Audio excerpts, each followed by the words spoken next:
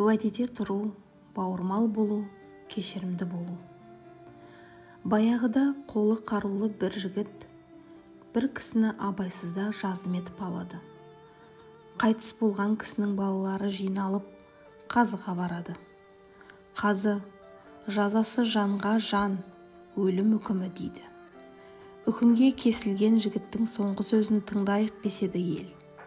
Жігіт: жырақта тұрушы едім, дүниемді жанұяма табыстайын, еліммен, балаларыммен қоштасайын, қарыздарым бар еді, соны өтейін, 3 күн рұқсат берсеңіз, деп сұранады.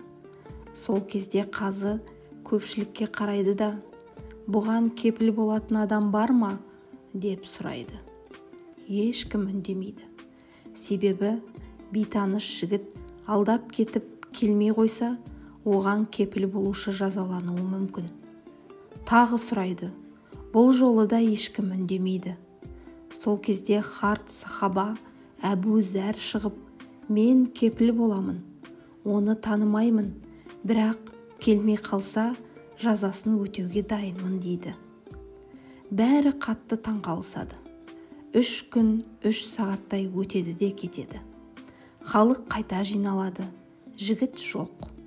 Адамның бәрі уәде беріп кеткен жігіттің жолына қарап тұрады.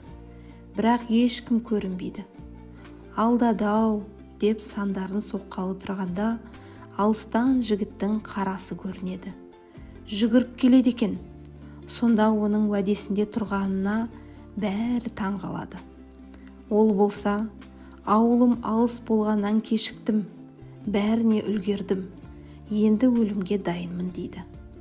Сонда қазы жігіттен: сен өлетініңді біле тұра осында келдің, неге қашып кетпедің, дейді.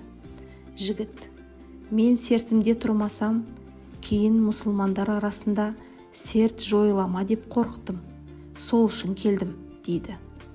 Қазы Әбу Зәрге бұрылып: сен бұл адамды танымасаң да кепіл болдың, себебі не, деп сұрайды. Әбу ақсақал: кепілге адам шықпаса, мұсылмандар арасында бауырмашылық әлсірей ме деп кепіл болдым, дейді. Ал әкесі өлген балалар: егер біз кешірмесек, мұсылмандар арасында кешірімділік жойылама деп қорқамыз, сол себепті біз де кешірдік, дейді.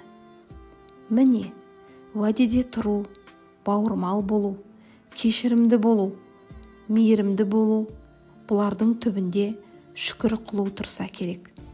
Әр адам барға шүкіршілік еткенде дүниеге мейірім шуағы жайылады екен. Құрметті тыңдарман, осы айтылған хикая ұнаса, жақындарыңызбен бөлісіңіздер. Баршамызға ғибрат болсын.